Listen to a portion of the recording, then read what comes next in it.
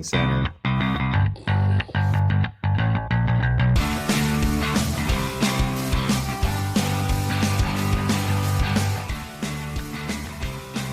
All right, welcome to Gen X Rated Saturday edition.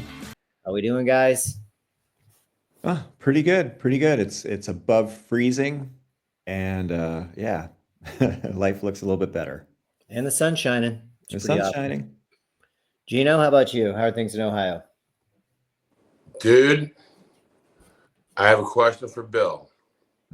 Bill, how many years would something have to extend your life, say like a cold plunge, in order for you to do it every day? What would it be worth? How many years? How many months? What would you be willing to fucking do a cold plunge for every day to extend your life if it actually worked? That's a good question. I actually I do the cold rinse in the shower every morning.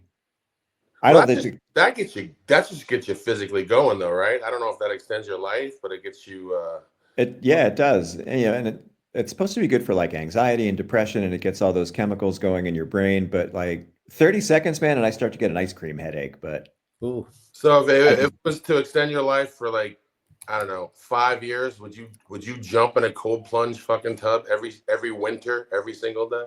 every day, I don't know, man. I mean, are they For gonna be 5 years, Are dude? they gonna be 5 good years? Is it gonna be five? Because if it's 5 years under Trump, fuck no. Oh, I wasn't even thinking along those lines. I saw a cold tub on sale for Costco, and it made me think, does this thing really extend your life? And if it does, how much? And is it fucking worth it? Because that shit sucked back in the day, jumping into that fucking cold tub.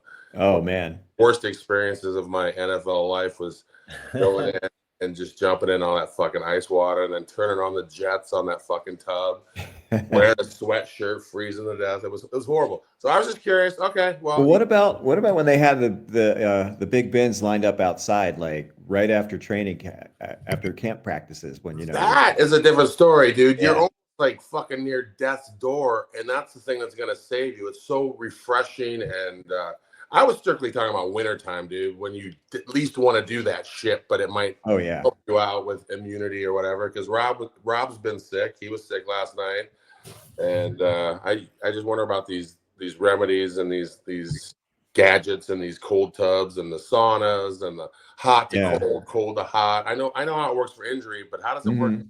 for your immunity system or extending your life? I'm always curious about those things. I don't know. That's a good question. It really is. But yeah, I don't know, man. Like quality of life I think, is more important than quantity. If it's like 5 shitty years, who needs it? No, I'm with you, dude. I don't want to be fucking holed up in a fucking mobility scooter like the junior senator from fucking West Virginia. Yeah. That's not my idea of fun. But anyway, beyond that question, I wanted to give you guys an update because I've been working hard the last 2 days to see if I can go a full day with making my wife love me the whole day and not hating me.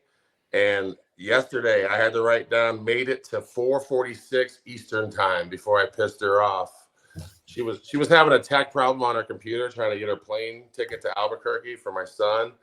And I was kind of giving her shit for it, and love was lost after that because I don't know when to shut the fuck up. I almost made it, dude. I almost made it, and today I didn't even make it to noon today, so there's no point talking about today. What'd you do today? What didn't I do, dude? She just got pissed off having to carry a box upstairs because I'm the box carrier, apparently. The mail just got dropped off, and she wasn't very fucking. She came up huffing and puffing and looked at me like she hated me. So I don't know. If she plays that song from Elbow called "Grounds for Divorce," I know I'm fucked. So, but anyway, I'm trying hard every day to see if I can go a full fucking day where she doesn't have hate in her heart for me, and I have not fucking succeeded at all, dude. It's hard. I can't go a full fucking day without having hate in my heart for myself. So I love feel how ya. much you hate you. That's a special thing for me. But don't worry about it. We love you enough that you can go ahead and hate you. Just don't hurt yourself. All Anyway, right. Rob, I'm sorry for taking over your show for fucking 4 minutes there. I just want to know about the cold tub. Go for it. It's a great question. I'm all about it. If there was on that one visual, that's the 121st polar bear dunking, it must work for somebody. Once a year, I could see, New Year's Day, you jump in there. That's great. But My wife every did day, that at how old were you, Melissa, when you did the polar plunge in Lake Erie? I think I was She's 12 or 13. You probably find that video on YouTube because she made the news. So we'll nice. try to find that some fucking time because I really want to see my wife in a 12-year-old bikini. Just kidding. I am not a Republican. So that was a joke. Anyway, I hope you're doing okay, Rob. I heard you were a little under the weather last I'm night. here. I'm managing. Yeah. Stuff going around here. Along with, I checked to see the CDC about the flu, but I can tell you, as we talked about the other day on a local standpoint, that it's here. It comes, it goes. It can be with COVID. It can be without. And it's a reoccurring thing. So you can be fine for a day or two or close to that. And then next thing you know, you're fever and chills. So very strange to me. I did not get a flu shot for the record. So maybe that's part of my problem. But hey, you're not going to get that kind of information online regardless. So I did see that Kennedy Jr. has stopped the campaign for vaccines in general. So that goes along with the flu shot. So we've known about it for years. Every year you should know to go have that taken care of. On that topic, measles cases are up to 93. It's also in for Eugene. It's slid into New Mexico, so be careful. Also in Alaska, California, Georgia, New York, New Jersey, Rhode Island, and extremely big in Texas right now. They have the most cases, 5-year to 19-year-olds. And again, 95% of these people were not vaccinated at all. So yeah, I mean, all three of us were vaccinated. You had to get the MMR. Correct. So I found that to be somewhat interesting on the health front. I did want to just jump to some stuff. I waited several hours this morning to avoid the Friday night massacre. It comes every Friday with Trump where he starts doing crazy shit. We talked about this last time on the podcast about Charles Q. Brown Jr. He was in fact fired. Chief of Staff, Chairman of the Joint Chief of Staff. As far as Hegseth's words, he was a DEI hire. Yeah, dude, that's so offensive. That is so fucking coming from the DEI hire. I know. I mean, this gentleman was highly qualified. Wait, it gets better. And yes, and we talked about his qualifications. This guy was amazing.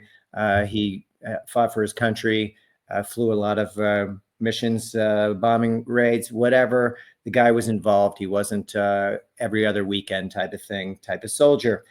They also fired the chief of the Navy, which we had talked about several weeks ago, Lisa Franchetti. She was the first woman to serve on the Joint Chief of Staff. Also fired because, again, in Hegseth's book, he did call her a DEI hire. Jesus. What I find interesting is, before I go into him replacing all the Jags, that's the judge advocated generals, and they basically are in all branches of the government, and they're the people that say no, like, hey, this is not a great idea. So they're all gone. We'll be filled with loyalists. The thing I thought was interesting was that John Kane, who he's looking to replace Brown with, is not qualified.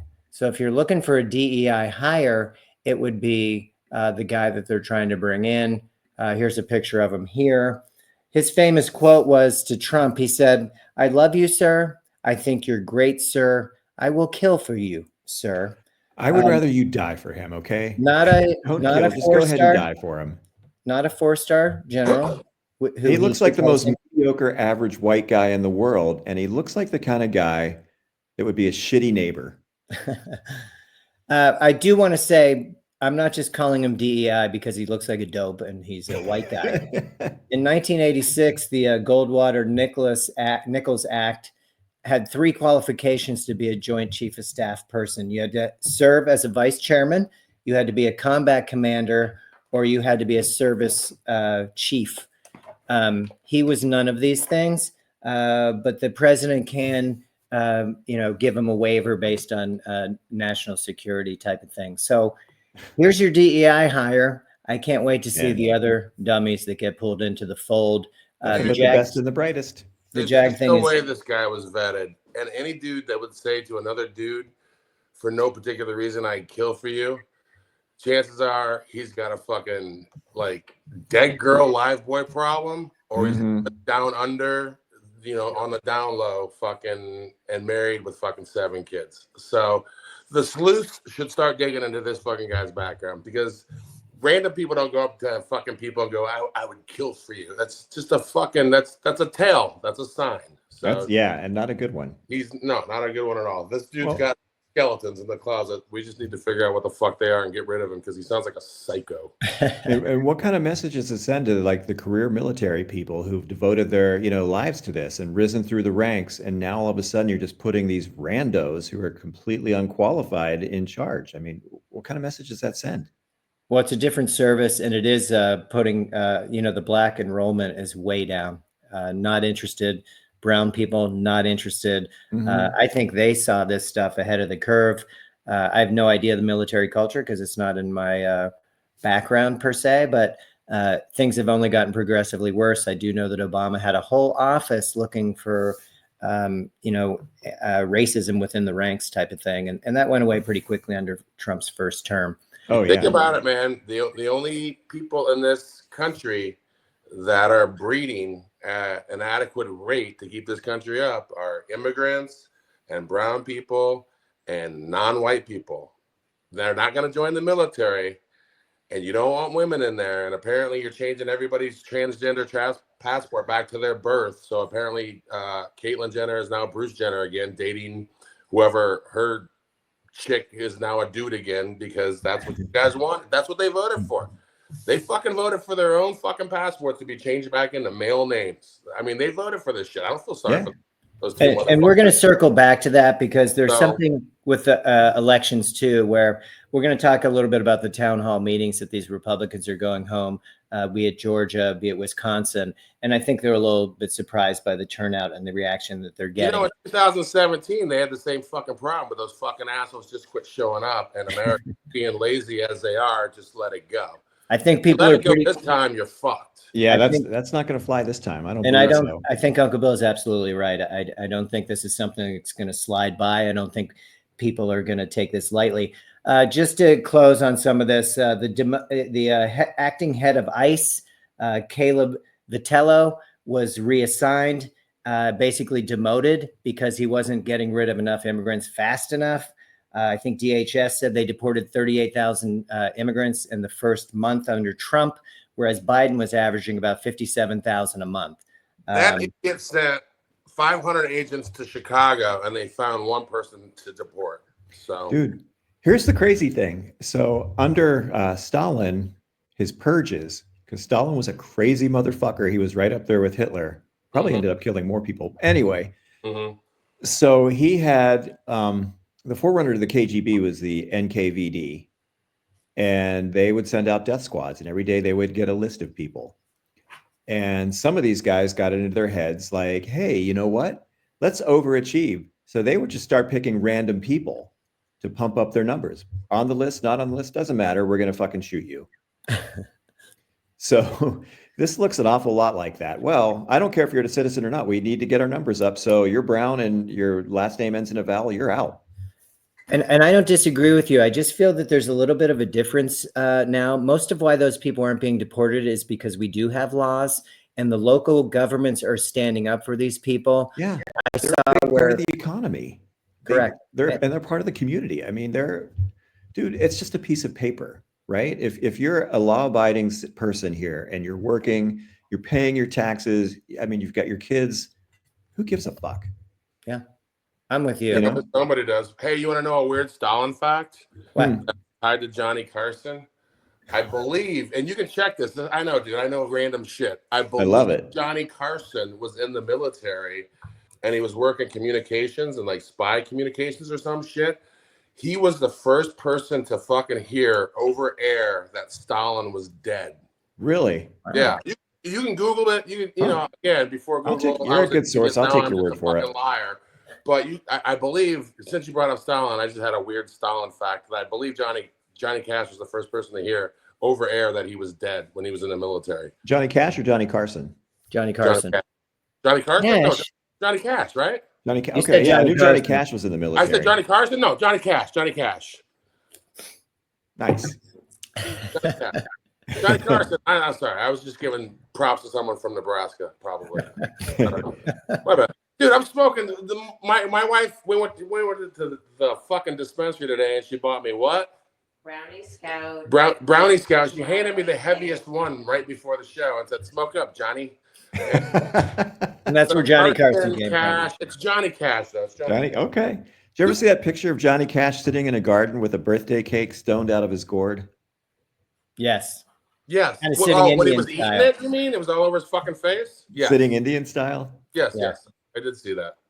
Yeah, I love that picture. And the just- caption is, everybody should be as fucking happy as Johnny Cash eating this birthday cake. Just to No. finish on this crap here, because I'm sick of it. CPAC had this gentleman on. He already warned the Boston PD chief to put his badge in his drawer because he's not turning over enough immigrants. And he said he's coming to Boston and he's bringing hell with him. This guy all, is such a dick. I know. These are all giant distractions. And the only reason why I put up his hateful face is because as they're distracting us, you're not taking advantage of understanding what they're actually doing, such as finding money for billionaires. The Yosemite National Park, the annual budget is $30 million. Now let's compare that to $20 million it took for Trump to go to the Super Bowl, and another, let's just call it $10 million to go to Daytona. There's $30 million bucks, and we can keep Yosemite the way it is, and people don't lose their jobs. A lot of people in the forestry, as we talked about, are losing their jobs, which make no sense. The House resolution that's supported by the GOP came out today. They're looking to slash $880 billion from Medicaid. This affects everybody. This is tens of millions of Americans. So as they're saying, hey, let's get rid of the bad guy, and Trump's paying, what did you tell me, Gene, on Rolling Stone? $20 million campaign? What was that? $200 million ad buy to praise him for keeping immigrants off the border. Rolling Stone. $200 million. And it was his idea, not Kristi Noem's idea. She only kills puppies. She doesn't come up with dumbass ideas like this. Jesus, even she draws the line there. Yes, and again, we have needs. People are about to pay a fortune for fucking dairy and formula, and 71% of the fucking herds in California dairy fucking have fucking bird flu. And Gavin Newsom needs billions of dollars to fight this shit. And he spent $200 million on ad buys. I mean, I don't know. President Vajnik does not care. Oh, let me put the Vajnik back up. He is not. We're taking all that stuff down. We're not. That. We're That not. is a bat cave of a vagina. My goodness. Oh my God. We're not keeping track of those statistics anymore. We're not really interested. Once Smiley got the news that you can go to Mexico and eggs are plentiful and $2 a dozen. We're going to keep with the distractions because it's just an easier thing. I will say this, Trump was at CPAC today and he was raving about his numbers, all gaslighting. I don't even respond anymore. They're all just lies. Yeah, it's all bullshit. But I do want to say, were they there or were they all with their grinder hookups? Because I hear that crashing every time CPAC comes to town.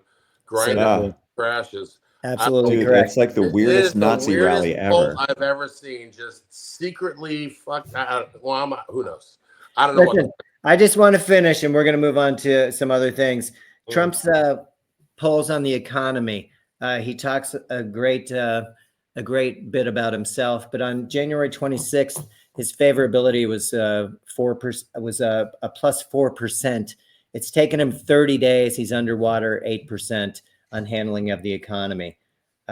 These like it's only that deep. He's fired 25,000 people already. I mean, what do you expect? People are dumb, but they're not dumb. They see what the fuck's coming. He's about to And just to close, the only person that had a lower approval rating presidentially at this point ever was him in his first term.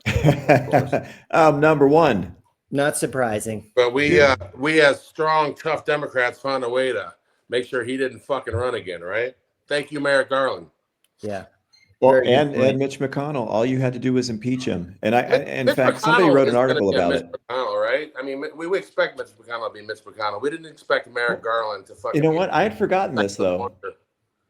So Charles Pierce wrote a piece today, just talking about exactly that. And the speech that McConnell gave, the first 3 paragraphs are about how horrible January 6th was. And then he turns around, but he's out of office. So we really can't do anything. Now, if he was still president, maybe, but No, fuck that, Mitch. Fuck that. Yeah. This all could have been avoided. All you had to do was say, yes, we're going to impeach him. He's done. He can never run again. All of this is avoided. But instead, fucking Turtle Dick decided to give this guy a pass. I don't even know why, because he couldn't hurt anybody. He was leaving office. How much political damage is he going to do? And they just turtled to him. They So caved. weird. It's crazy- like the late 90s. They did indict, or they did impeach based on a blowjob. Yeah. The craziest thing to me is my kids do not have kids, and they may not have kids. This all matters to America. A lot of people are not going to have kids in America because we keep fucking electing shitty presidents. And You're not going to have 7 or 8 of them because nobody could afford them. well, I'm just saying, man, we keep doing it. It's like a status symbol No for the doubt super about wealthy. it. We keep doing this shit to ourselves. It's well, It's anyway, counterproductive. it is very counterproductive. I'm gonna let you Counterintuitive. finish your shit though, because I'm gonna start getting preachy, and I'm Well, done. listen, we're done. Choir. It's Saturday. So what I wanted to Yeah. pop up today, which I found to be interesting, I mentioned this the other day that the NFL has been doing Black History Month. They've had a lot of good documentaries. Uncle Bill and I watched the one about the HBCU, which is the it's great. historically Black colleges and universities. I thought You two should fucking watch that shit, because no one fucking won out more than anybody in the NFL than the fucking Steelers when it came to HBCU players. As far as really? Should I mention anybody by name? I'm curious because you guys know them all. I mean, you guys. Pittsburgh and Dallas. Who was the black guy on the inside from Pittsburgh that was recruiting all these? Nunn, Bill Nunn. Bill Nunn. Bill Nunn. That's right. See, that was the key to your guys' success right there. Well, Well, and it took them part of it. Go ahead, Billy. Well, it took them years. So he was a Pittsburgh. He was a big figure in Pittsburgh. He played basketball at West Virginia State. His dad was the publisher of the Pittsburgh Courier, one of the most influential black newspapers in the country. So he, coming out of college, he played basketball. He had an offer to play for the Globetrotters or work for the paper. And his dad said, "You're not going to join that clown show. You're going to come and work for me." So he was a very well-respected journalist. And every year he would do an HBCU all-star team, right? And at that time, most of these NFL teams were willingly segregated. They, kept it wasn't anything official, but they kept a limit on how many black players they would have. So, finally the Steelers figured out, hey, this guy is right here. Let's bring him in. And this was after Dan Rooney took over from his dad, Art Rooney, who was much beloved, but not, they didn't win anything. They lost. Great guy. Yeah. So Dan Rooney, calls him and sets up a meeting, and Bill Nunn's like, "Hey, you know what? You don't even give me a seat in the press box for your games. Why should I come work for you?" Oh, wow. Because they needed him more than he needed them. Heck right? yeah. So what happened was, and Dan Rooney was a good guy. The Rooney Rule is named after him. He championed that. He was well respected among the players' union and the owners. One of the old school owners. It's Super Bowls. Go ahead, Billy. So they had an arrangement where Bill Nunn came in and worked part-time, and he was just so good at what he did that they were able to bring in so many of these guys. I mean, Joe Green, L.C. Greenwood, Mel Blount, Glenn Edwards. John Stallworth. It goes on and on and on. John Stallworth out of Alabama and A&M. So yeah, this guy had a huge hand in that Steeler dynasty. So I'm sure the Rooneys gifted him 5% of ownership stake, right? That I don't know, but I mean, he was very high up in the organization. Within that organization. That's cool. Dan Rooney could have had some fucking ownership stake in that for what he did. And he may have. That's a really good question. I'd be curious about that, but there would be no Steeler dynasty without Bill. Give him 0.5%. That dude did some. So how was the documentary? What was it all about? Well, it was very interesting because it had Stallworth. It had Jerry Rice. Oh, not Stallworth. I'm sorry. It had Jerry Rice, Doug Williams, Mel Blount, and it was Mel Blount going on a recruiting tour with his son to Southern University, and then he got together with the older guys that were there. And I don't think his son realized what a stud Mel Blount was in college, type of thing. I mean, the talent was just off the charts at a lot of these Southern black schools. And I'll put it back up just so you can see where a lot of these schools lie. The thing that I found interesting as a white guy that doesn't know anything, how it would feel like Mel Blount, his statement to his son was to go to a place where everybody who's educating you looks like you. Everybody that's in your class looks like you. You go out, everybody looks like you.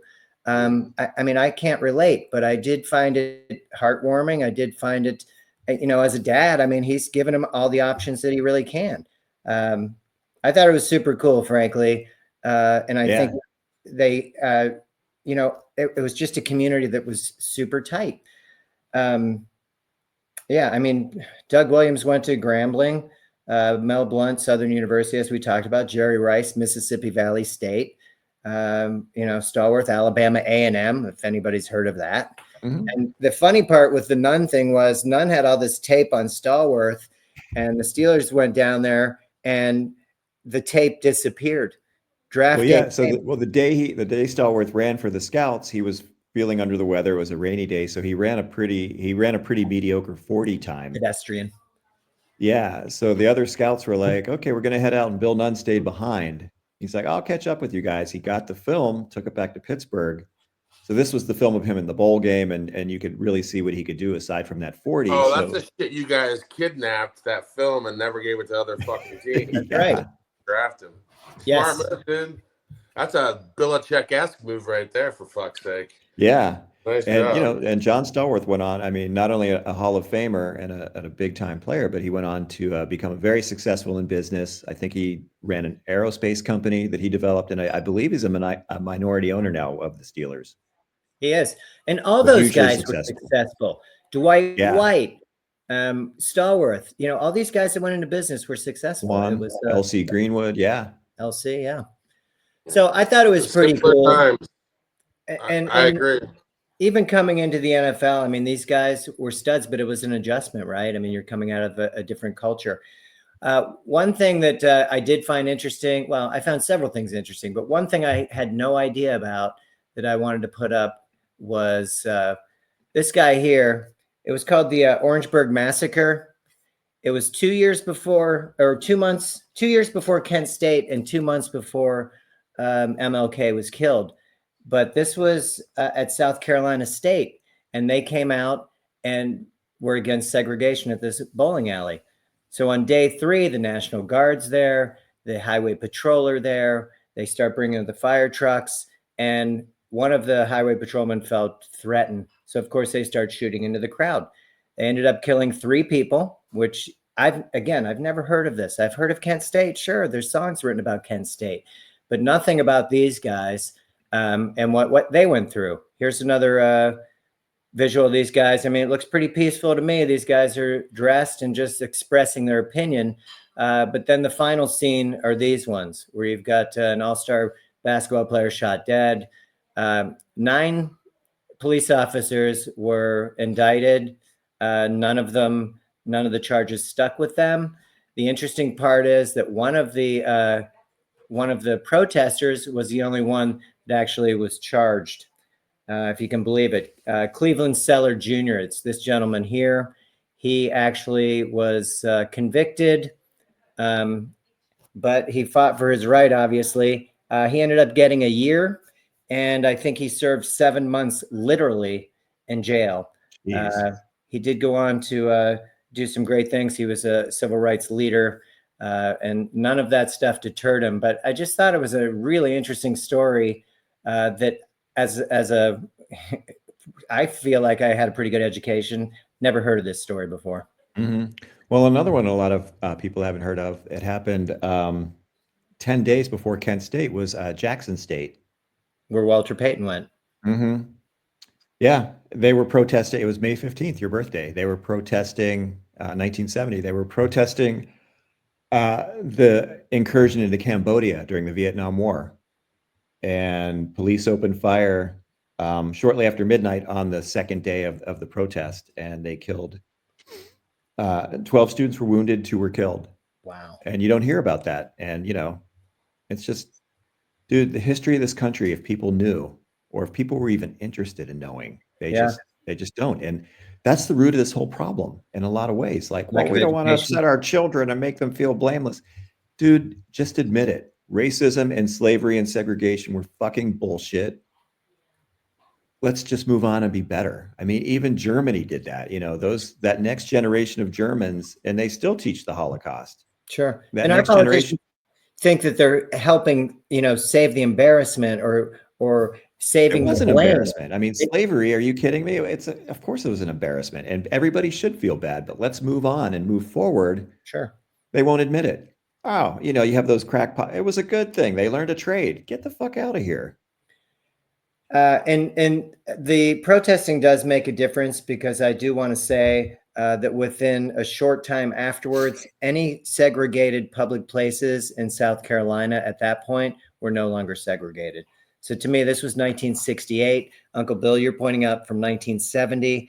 I mean, it's not as if we weren't alive during those times. Yeah. I mean, it's just crazy. Now, if you tell me that story, am I that self-absorbed that I'm going to feel guilty? Oh, I'm a terrible person, because that's what they're trying to portray, that, oh, we can't handle it. I can handle it, digest it, and want to be better. And that's really the building blocks to a better society, which we just don't have. And not in closing, but I do want to mention that today is the HBCU Legacy Bowl. It's like their All-Star Bowl. They've been practicing all week. The game was today. I think it was on NFL Network. So props to these guys. They continued the tradition. I found it really heartwarming, and I supported 1,000%. Yeah, it was really good. It was definitely worth watching, and it was really well done. And an aside to all this is the only reason the AFL survived long enough to merge with the NFL, to force the merger, was because of black players. It's an excellent point. So many of those guys came out of the AFL. I mean, the NFL was boring. They'd throw the ball maybe 10 times. They'd run the ball. It was boring. The AFL opened the game up. Yeah. What was it? 3 something in a cloud of dust? What was that? 3 yards in a cloud of dust. Boring. Yeah. Nobody wants to fucking watch that. The NFL's future problems are going to involve gambling. Did you guys know that domestic violence goes up 10% in places where they unexpectedly lose football games? No shit. And now, because of gambling apps, Minnesota did a study. They're expecting a lot more domestic violence. Now, because of gambling apps, if you lose, say, Kansas City Chiefs lost unexpectedly, but because of gambling apps, it increases it another 10% of domestic violence. So it jumps up to 20%. Wow. Dang. Yeah. Dude, all that's because of crazy. gambling apps, and all because you lose unexpectedly. So, and of course, this is something the NFL is not going to have Jay-Z address. So, but I was just, dude, we have so many fucking issues, and I was thinking about everything you guys just said about HBCUs, and I'm just thinking to myself, as a biracial dude here that's been here, that was born in fucking 68.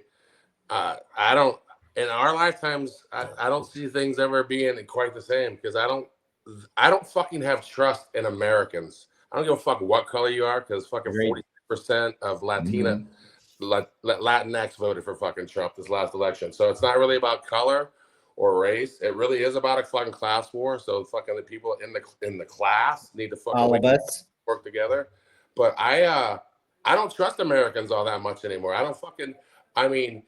We can win the next election as Democrats or whatever, but if you don't fucking legislate the fucking George Floyd Policing Act and the John Lewis Voting Rights Act, Americans, you can literally go fuck yourself, because I think black people are literally done trusting your fucking word for it. You're full of shit. You're not fucking getting it done. We've been doing this shit for 400 fucking years, and now we're just sitting back and watching your abuelos and abuelas getting fucking deported, realizing we're on the fucking list too, because believe me, fucking dumbass Marco Rubio, who's a first generation fucking Cuban, went over to El Salvador and had a little conversation with them, and they're like, we'll take all your prisoners for a fee, because their GDP is so fucking low. They would double it or triple it if they took all of our fucking criminals, and that includes American citizens, and that includes black people. So they have no problem discussing deporting, getting rid of Americans, especially fucking criminals and poor people, again, because they don't want to pay the $43,000 a year to house you in a fucking prison. and They giving would cable give TV. half of that or a third of that to El Salvador, and you'll never be heard of again. This is the shit Americans wake up to, because you just fucking described how America actually is, but none of us fucking know it, because we close our eyes to it or don't teach history about it. I didn't know about that South Carolina thing. Of course I knew about Kent State. A bunch of white kids fucking died. Of course I knew about that. Even Jackson State, no. Yeah. So I just there's not going to be, it's not going to be all kumbaya civil rightsy fucking turn the other cheek. Okay, we're in it now. You know, you are going to have to, America is going to have to legislate its way out of this fucking hate. We're not just going to take your fucking word for it. And oh, by the way, we're just going to sit back and we're all going to fucking hit rock bottom. Americans have let blacks hit rock bottom over and over again. You've just stripped women's fucking rights away, half their body autonomy, for fuck's sake. And we never fucking talk about it because we're so fucking used to it after 2.5 years. Which telling you amazes right me. now, we need to legislate our way back into trust, and we need to fast track it. And these old motherfucking Democrats are sitting there going, I'm powerless. I don't have the power. No threats of deportation for that illegal alien fucking Elon Musk and his booger-eating fucking kids. You got to sit around and act like these people are fucking serious citizens. I mean, fucking, how the fucking Rupert Murdoch ever get his citizenship? We should be looking into that, and Democrats should be leading the way going, I am going to check on this shit. Because every time an immigrant billionaire comes over here, he fucks up America. Fuck that shit. Yeah, the key word is billionaire, though. There's one set of rules for us and one set of rules for billionaires. And Marco Rubio, if fucking Fidel Castro had caught your family's ass, you wouldn't be able to go over to El Salvador to try to sell out fucking black people and fucking put them in El Salvadoran prisons. Fuck you too. Which are among the worst on the planet. Yeah. You guys got me all fucking riled up. God damn it. You better hit that thing. Right here. I got it. Not lit. Fuck. Come on. Next time it's sativa, Melissa. This shit Well, I think to your point, it does come down to rule of law. This is what we're dealing with now. So when you say, hey, the Democrats, if they get back in control, I mean, the John Lewis, Voting Rights Act, give me a break. This should have been done 40 years ago, minimum. We don't need that anymore, said John Roberts. Yeah, exactly. Which is just ridiculous. But to your point, this is what he's taking away with firing all the JAG. This is what he's taking away when him and the Attorney General get to decipher the laws. This is not how the Constitution was laid out. And just to be point blank, it's un-American. And if we're okay with that because it supports me or it supports my buddies, that's also un-American. And it's not going to work to evolve us to be a stronger nation. What we are going to turn in is to little Russia. Where the rules we're going to be only a satellite to Russia, taking our directives from Putin. Yeah. And we may already be doing that. We are. Former head of, was it M6 over in England, just had a talk about how Europe needs to get their shit together, arm up, and get ready for fucking Putin to invade because America isn't going to do shit about it. So they're already fucking thinking way past us. Yeah, we're already turning into a shithole country that has no influence. If they take our fucking dollar away as the fucking currency of the world, forget about it, guys. You're fucked. You're fucked. You think your fucking milk costs a lot now? Your wife will be selling ass to fucking get that gallon of milk pretty soon. Oh yeah, motherfuckers! I'm just telling you.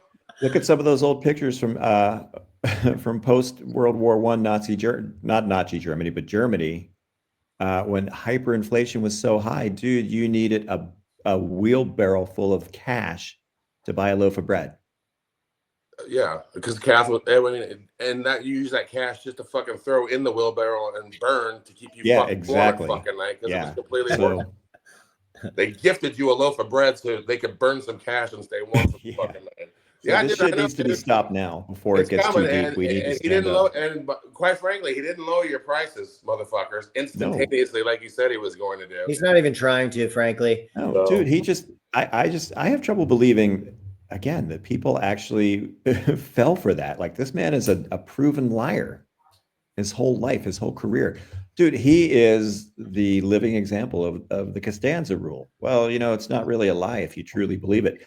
He believes his own bullshit. I think he is so delusional and he is so insecure. He needs to be stroked at every turn. Agreed. I mean, dude, it's just ridiculous. And not only that, I mean, eggs are up 15% this week, and they're thinking about shipping eggs from Turkey. He wants to fill the void. 14 tons. Who's gonna fucking FDA those fucking eggs or fucking check the They were fired. Don't worry. Yeah. Oh, okay, I'm just wondering. This is what you guys want for your children to eat eggs from fucking Turkey when we? I mean, dude, we're just idiotic. And to be clear, these are not turkey eggs; they're Turkish eggs. Yeah. Very good. Very good one, Rosens. Clarifying.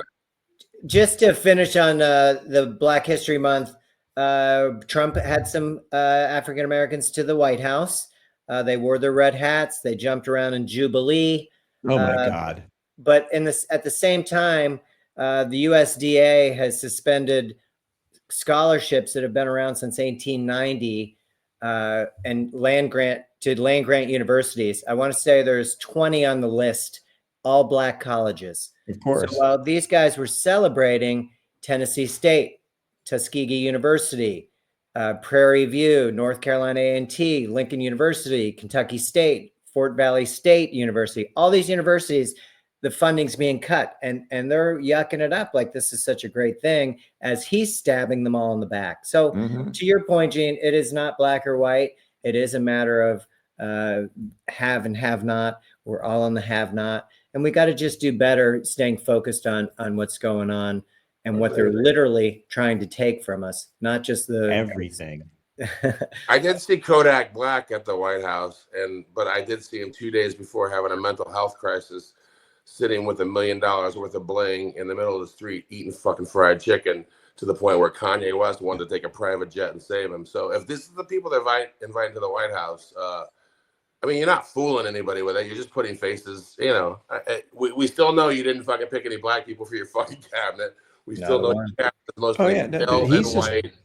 He's just doing it for the white people. Black people aren't fooled by that. He's doing it for the white people so they can say, well, he's not racist. I know. Did you Those see when that eggs are still 15% fucking higher this week than they were fucking last week? So they're gonna see their own listen, we'll just do a big ad campaign telling people how bad eggs are for them, okay? Kind of like we're gonna do with drugs. $200 million. We're going to put it into drugs and let them know it rots your teeth. It's bad for your skin. I'm an addict. I don't give a fuck what I look like. I don't even have a mirror to look into. We grew up with those drug commercials. You remember those? Yes. This is your brain. This is your brain on drugs. Or else the guy in his room. Yeah, Mom, I'll get a job tomorrow. Yeah, put it out. And I'm telling we grew up with that bull, and it didn't stop us. No, it didn't work. You remember when that dope Sarah Palin was at the fucking turkey farm and they were chopping off turkeys' heads behind her and she didn't realize it?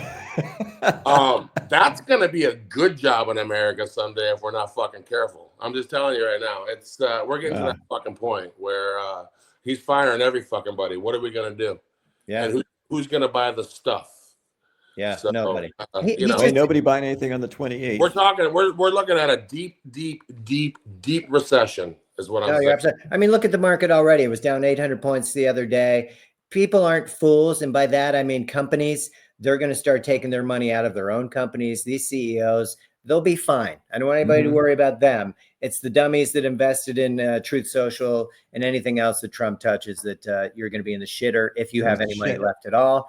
To Uncle Bill's point, Friday the 28th, it's coming up less than a week.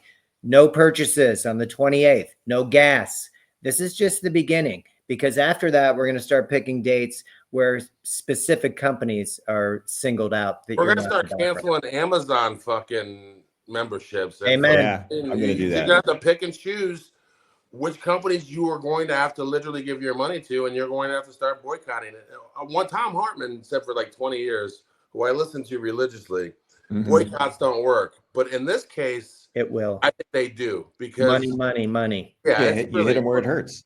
Yeah, if everyone voted Biden out of office allegedly because of the fucking, the price of fucking eggs or the recession, or money just wasn't going far enough because they really enjoyed the first 2 years of Obama's economy when Trump was fucking in office and didn't realize that shit carries over. I can't believe Americans still haven't fucking figured out how this shit fucking works. But anyway, Trump's gonna fucking burn it down so fucking fast, it's not gonna fucking matter. You're gonna fucking be begging for change. Make these fucking Democrats, when they go, do you miss this yet? Make them do shit for you. Don't make them. Don't let them slow fucking any fucking thing down. I think the best thing that you said, Gene, was as opposed to waiting 4 years for the inferno, let's have it now. Let's get it done quickly. He's taken us rock bottom. I think there's a list in the first month that I just want to share real quick that Trumpy Bear's done in the first month. It's pretty impressive. Let's see. 1 month in, he's cratered the economy, skyrocketed inflation, tanked the stock market, destroyed our global standing, killed our most critical alliances, gutted our most vital agencies, made flying unsafe, brought back measles, cut us off from foreign intelligence, and he declared himself king. That's 30 days. That's impressive. Yeah, that's something. All right. My God. So to your point, Gene, yeah, I would rather rip the Band-Aid off and let's deal with it. At the very end, my happy ending is going to be some of these town halls in Wisconsin and Georgia. AOC is out there doing a really nice job of sticking it to oligarchs. There's real hate out there and anger, but I'm going to wait for my happy ending to share. Women are the key, man. Bullish men, people that bully, are terrified of women, especially women of color. The more Trump's women terrified of women. Party going out, being our hitmen, the more Jasmine Crockett's, the fuck hit women, the better, because these people they don't know how to fucking deal with. They'll yell back at a fucking man. They look like a fucking idiot yelling back at a fucking woman with their fucking nonsensical bullshit fucking answers. And by the way, just to be clear, audience, we think fucking men are so fucking smart that we keep fucking electing them over and over again. I know we're on a bunch of fucking white guys right now, but any fucking realize this, that fucking remember that song Louie Louie? From the Kingsmen, that was a hit way back in the fucking 50s or whatever. Yeah. This is how fucking smart politicians are. And I'm talking about our own Democrats, Republicans. The Indiana governor couldn't understand the lyrics of it, but was quite sure they were dirty because it made his ears tingle. Okay? So he went fucking banned. It got so fucking bad that our Democratic leaders, RFK and JFK, actually did a fucking investigation into the fucking lyrics. Men are fucking stupid and waste fucking time. The more women we can get into fucking office, the faster we will fucking get shit done. Investigating Louie Louie because your fucking ears tingle? Men are fucking dumb. Enough of this dumb man shit. I need some fucking woman energy, for fuck's sake. Well, and let's clarify, smart women, not the Boberts and the Marjorie Taylor Greens and the that travesty out of South Carolina. What the fuck is her name? In the House, Nance or Nancy Mace. Yeah. Oh yeah. She got some serious. Women like that need not apply. But I know. I agreed, and we don't even have a lot of women like that in our party. I mean, no, we don't. It's and they do because they always pander to the lowest common denominator. You know, dude, you are tied to your man's wealth in this country. I mean, men are who make the money in this country, and then what's a woman to do? I mean, she's not gonna fucking support her man and harpoon or fucking lambaste his fucking career. The truth. But here's the thing, though: women don't need that. Women can make their own money. Not anymore. Those days are long gone, and the Republicans still believe it, and they want to bring them back. You know, they want autonomy over a woman's pocketbook. They want autonomy over a woman's body. But you know what trends on fucking YouTube and fucking TikTok? Trad wives. Have you ever heard of a trad wife? Traditional wife. Oh, yeah. They pop up constantly wearing these 1950s outfits, fucking cooking meals, jumping up and down, waiting for their fucking husband to get home in their pickup truck, going, "This is the life. I've never been happier," being subservient to him and having him punch me while he makes love to me and shit. I'm assuming they're getting government aid as well because they probably have 4 kids at home too. Yeah, and I'm assuming when the camera's not off, they're drinking all day to fucking get themselves excited to see daddy coming home. What are Kid Rock and Bober going to name their fucking kid? Oh my God. Maybe they can hook him up with the booger eater and fucking make a super race of Bo Rock. So, he banged her allegedly. Don't sue me, Bobert. Don't pull up the Beetlejuice tape, Bobert. I will. So we talked about a little bit lighter things on Saturday. I wanted to bring up this gentleman here. His name's Mike Lang. He recently passed. He was the Penguin broadcaster. Part of the reason why I bring up Mike Lang is because when I was a kid, I think there were 6 Penguin games on a year. So everything was radio based. And it was a huge job for this guy to keep you interested in a team that sucked because they were bad. But Mike Lang was one of those guys. He came in from, I think it was at Sacramento State. He came to Pittsburgh in 1974. That was his first year on the job. They were in bankruptcy. So he left Again. because they couldn't guarantee him work. Yeah. But it was one of those things where he came back. They came out of bankruptcy, and he just really ingratiated the fans of Pittsburgh to the sport of hockey. I How did he remember pass away? when. How? 2 days ago, he'd been pretty sick. He stepped away in 2021 from his duties just because I'm not exactly sure what he had, but he lost a lot of weight. I know he wasn't well. He did not want to have a service. I know the Penguins played today against Washington.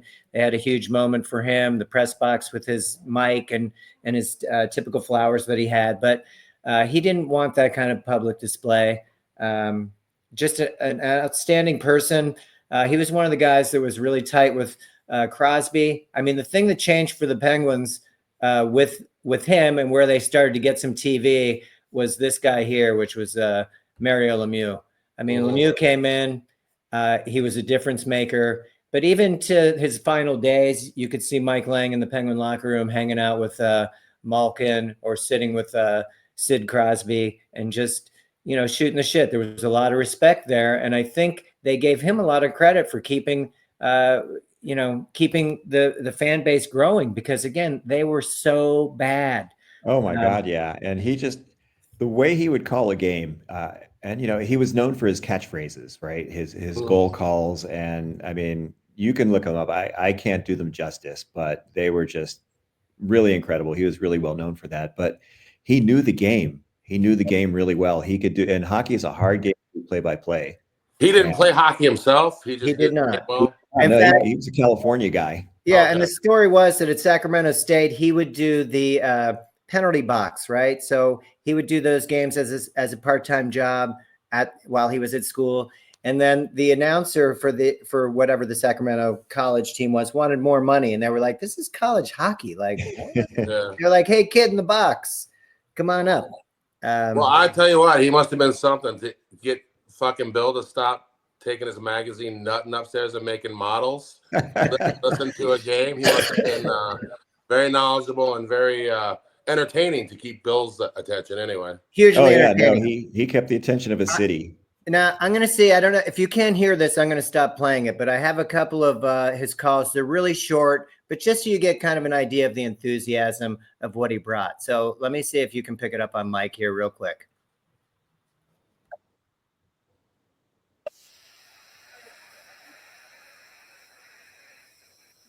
Louder.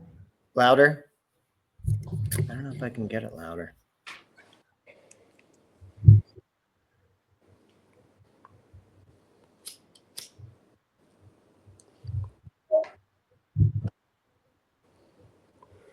Anything? Mm-mm. I don't have anything. Can you do it off your phone? I wish I could, but it's not going to pick up on my mic. Anyway, very original as to how he announced games. He had catchphrases, and I'm just going to list a few. The biggest one, it's Hockey Night in Pittsburgh. It's a hockey night in Pittsburgh. He would say, "Buy Sam a drink and get his dog one too. You'd have to be here to believe it," which kind of got people to come out to games. Ladies and gentlemen, Elvis has left the building, which was usually after an empty net goal or when the game was over. Smiling like a butcher's dog. It's just stuff that'll stay with me forever. And I'm like a butcher's dog. That's funny. Scratch my back with a hacksaw. Yeah, and I'm so old that like I literally listen to those games on a transistor radio with the one earpiece. I mean, like, we didn't even have the Walkman at that point. It was crazy. Yeah, well, and when they played like out on the West Coast, when they played the LA Kings after midnight in Pittsburgh, if you were still listening, he'd be like, "Welcome to the Night Owl Club." So just a great guy and just really humble. Was that his main source of income then? After when he finally got on full time, that was how he did it? Okay, I got you. Oh yeah. And I'll never forget when the Penguins won their first Stanley Cup in 1991. It was a huge deal because this team was so bad for so long, and the whole city just went nuts. So everybody went out to the airport, including us, driving out to the airport. Oh, yeah. I mean, we drove out with our buddy. We left the car on the side of the road and walked the last half mile. That's cool. Traffic was so bad. That's cool. And I mean, people were there all night, and the team finally came through. And as they were leaving the airport, we got a good spot. They loaded them up on school buses, and they're driving past the crowd. And Mike Lang was hanging out, shaking hands, and I shook his hand, and I'm like, he held on. I'm like trying to run along with the bus, but Oh wow, that was a nice he's probably a moment. little drunk, a little. Oh, high. he was hammered, man. I think we all were, Oh, but no, that that's was a great feeling, something I'll dude. always remember. That's always a fun part to be Cleveland's only had that experience once in modern day with that 2016 NBA championship. They had no porta potties, 2 million people out there, no security whatsoever, and those players didn't get touched, and they would just make a path for them and let them go by, and they'd let them get off the bus. I mean, dude, it could have been mayhem, but it was the most organized, disorganized fucking parade I've ever seen in my life. And it was fucking 95 degrees out there. People were worried about heat stroke. It was just amazing. People handed out fucking bottles of water. It's always, when you win fucking something big, it always feels so fucking good. Free city. That's why I always thought sports were super important, but now they've just turned it into a fucking gambling app. I'm not so sure anymore. You're right. I was going to add to it. You're right. I mean, that crowd there was no bullshit. There was no shoving, pushing. It was a matter, and this was at the old airport. So it was a matter of picking the right aisles to get down. I remember the players coming by. I remember them getting to the buses. The worst incident that happened was a kid fell backwards over the wall and died. That was awful, dude. We looked down and saw that, and this dude was just he was blue. He turned blue. You guys were close enough for that. Oh. Correct. But my point being that was like a happenstance. It was an accident, but people there were generally, and yeah, they won. I get that. But you can still go to a championship parade and have a lot of dickery going on. But Philly, I mean, they went crazy in Philly last week. Yeah. So it was a different time. Gene, I was curious, did you ever listen to sports on the radio? I mean, we didn't have a lot of TV. Was there a Nebraska personality or anybody? Nah, dude. I'm a sports doer. I wasn't a sports listener. Gotcha. Grew up, we had WGN, so I watched the Cubs when I was watching sports on TV. And I didn't even really watch the Cornhuskers that much. I don't know, dude, just watching it just didn't do it for me. So I can't even think of any big sports personalities in Nebraska. And I've lived in fucking Ohio far, far, far longer than any personalities in Ohio. Yeah, but I don't listen to them. They're all maggot dicks. So pretty much. But yeah, there's did you put me on the spot? I'm too stoned. I won't put you on the spot. That's all right. But I will say, like, we were, and not to discount the highest level that you got to, but in our generation, you were all doers. Everybody had to go outside and play, whether you were playing jarts and putting it through somebody's skull, or you were playing rundown, or you were playing dodgeball, or kill the guy with the ball. I mean, everybody was pretty active. But I remember it was Uncle Bill had a party at my dad's party room, and I was told to be. Wait, what's a party room? Like the top of the apartment. His condo, yeah. You could rent out the. Oh, did you rent it out? Oh, you could sign up to rent it for free, or they charge you? I don't know. That's a good question. Probably had a they would cleaning have just fee. billed your dad anyway, what We're probably paid for it. Oh, okay. So what Sure was he that did. like? All right, get back to your party. What was that like? Well, I don't know, because they had me down at the door and I was letting people in. But my point was, I got to listen to Mike Lang, and I didn't feel as ostracized as I probably Were you charging was. money? I should have been, just to get in. Yeah. How bad you want to get in? What were you doing downstairs? Well, no. So to It was a clarify, secure building.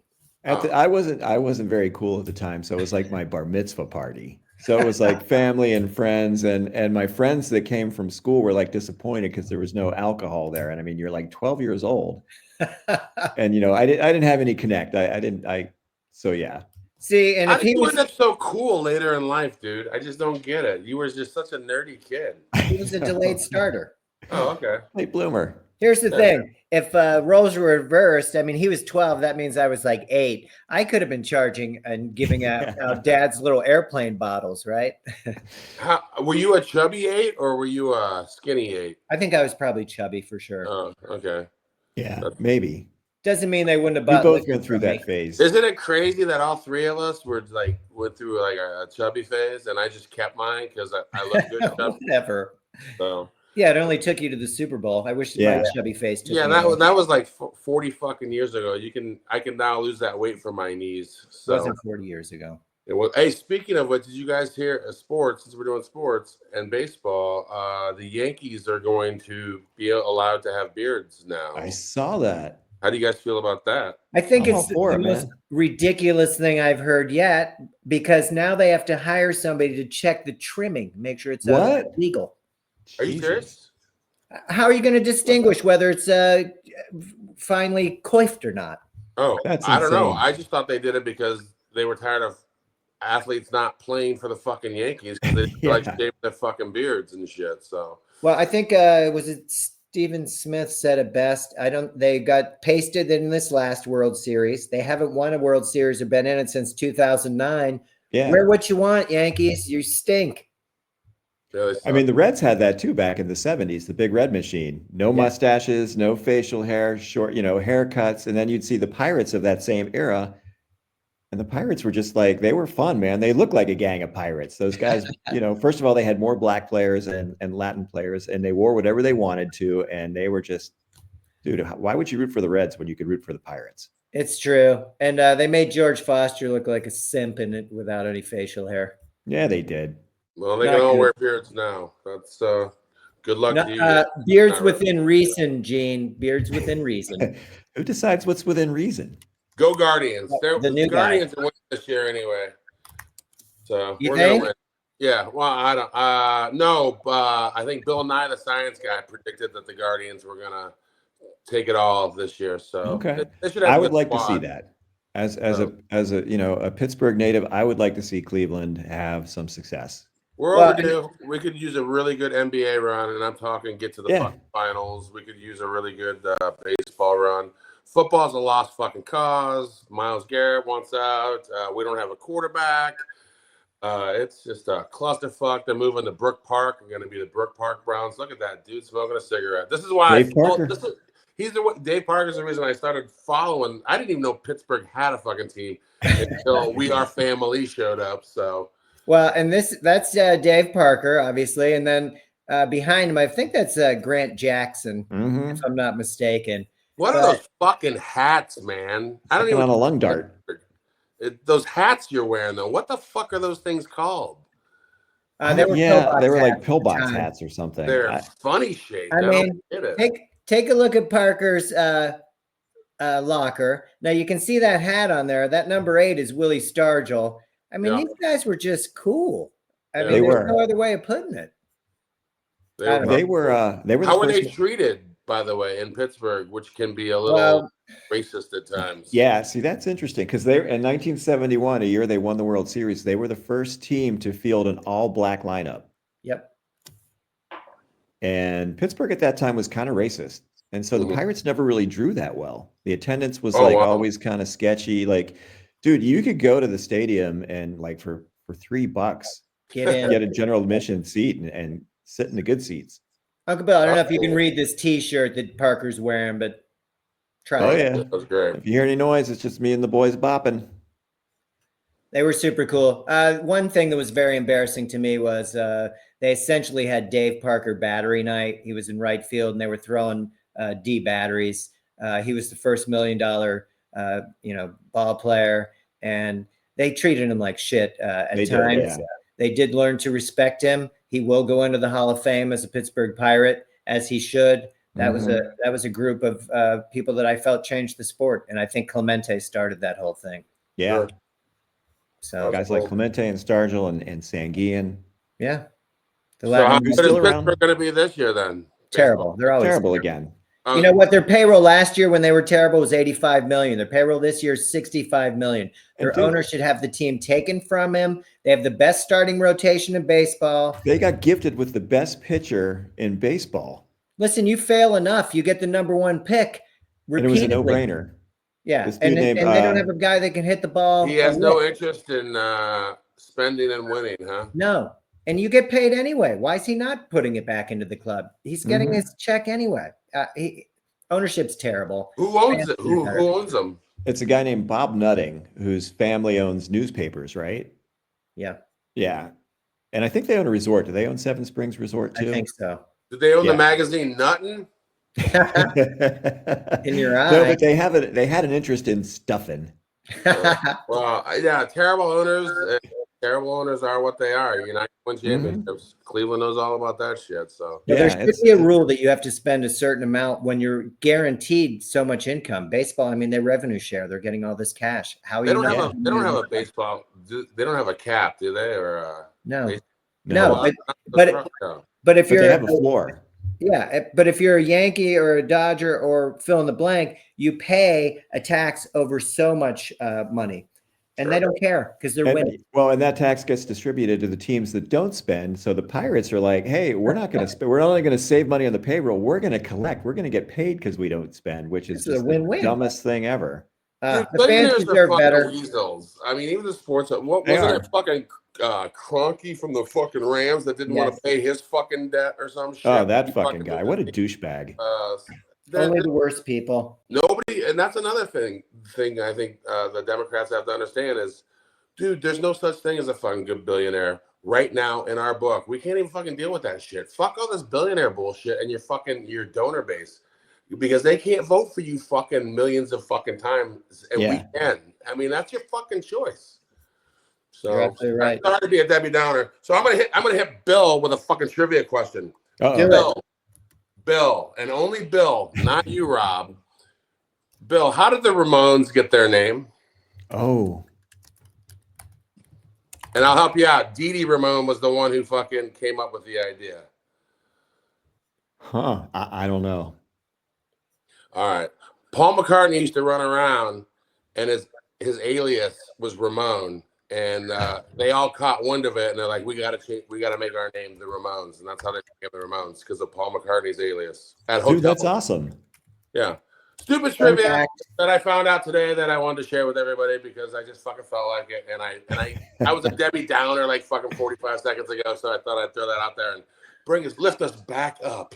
Nicely done. Even though I think fucking Dee Dee was a fucking MAGA, so but whatever. Really? No. Yeah, dude. The guitar. I know the guitar player was. I was. Dude, those guys hated Reagan though. Some of them did. Not the guitar player. He loved him. Get the fuck. Really? Yeah. Oh yeah, dude. Total fucking. When George Bush got Joey elected. Ramone hated Reagan. Oh yeah, Joey's a different story, but the other guys not so much. Joey's the only one that counts. That's true. It's just Joey and the other guys. That's true. I wanted to get to happy endings. I don't know if you have any.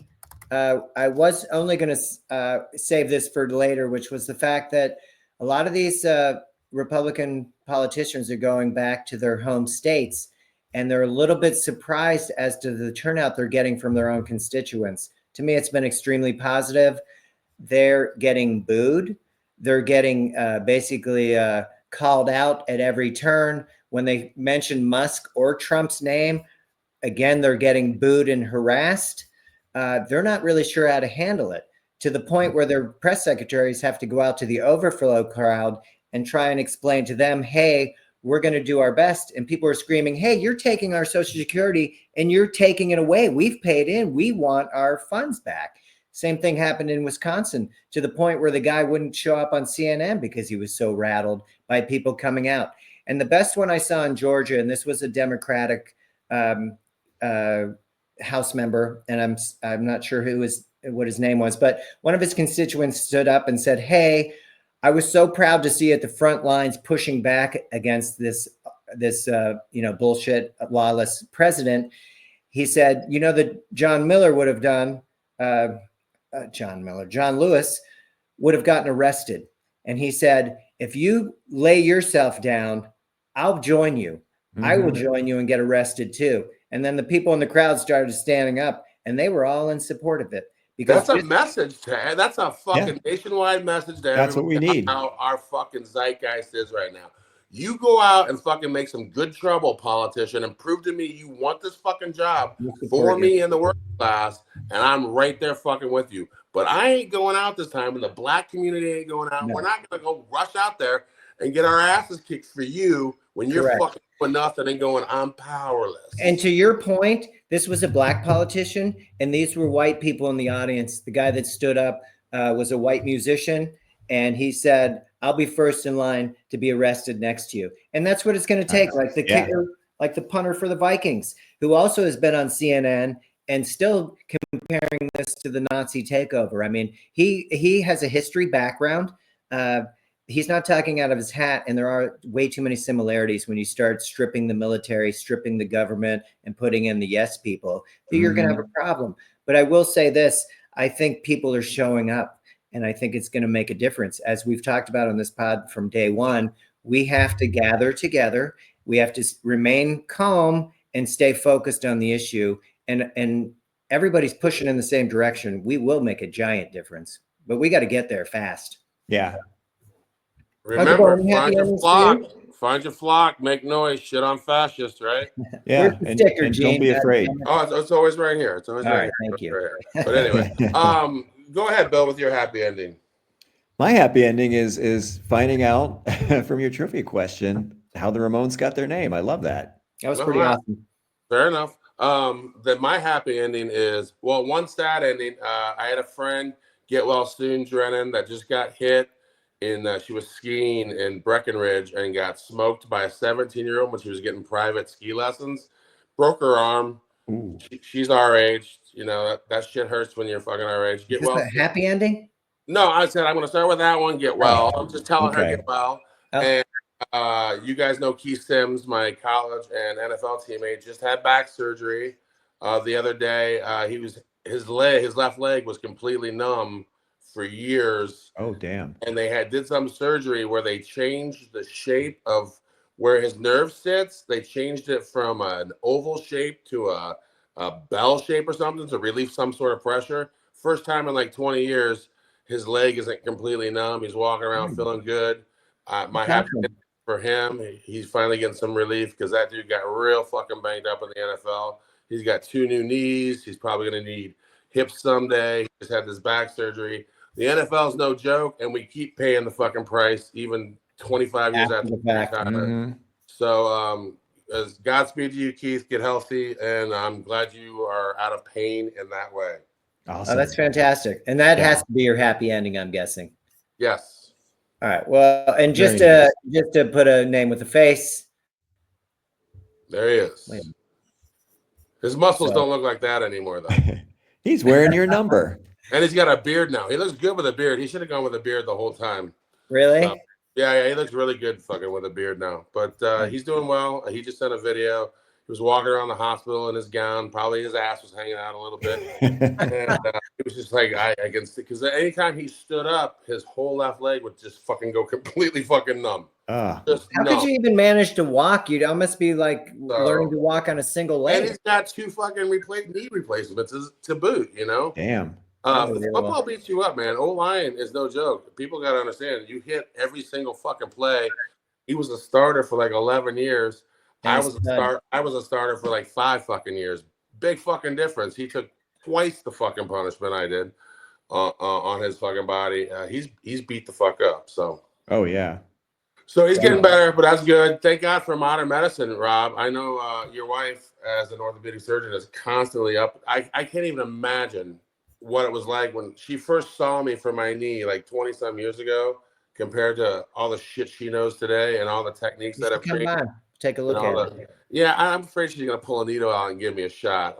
You already saw that guy, remember? He numbed you up and cranked I know, dude. I got fucking and that triggers me, dude. These fucking orthopedics pull out these fucking goddamn needles. I promise no needles, Gene. That gave me nightmares watching that. You're gonna go, you want knee pain here? Cortisone shot, knee right now. She'll send a pretty nurse in to do it. It'll be fine.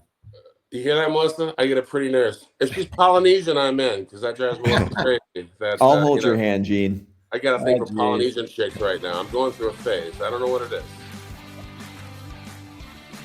All right. Well, on that note, he's speechless. Hey, was Vietnam fucking Polynesian, by the way, Bill? She was Puerto Rican. Yeah. Oh, she's Puerto Rican? I never knew. I never bothered to ask. She had a very hot temper. I do remember that. She was pretty chill. Dark. It was the other one, still there. She had the hot temper. No. She would freak out at the drop of a hat. I could tell you some stories. We'll save that for another day. But that chick, like my wife, went to Ohio State, and all Ohio State chicks are fucking batshit crazy. That's just a given. They spend all their time on High Street trying to pick up fucking losers, and then they trap one of us.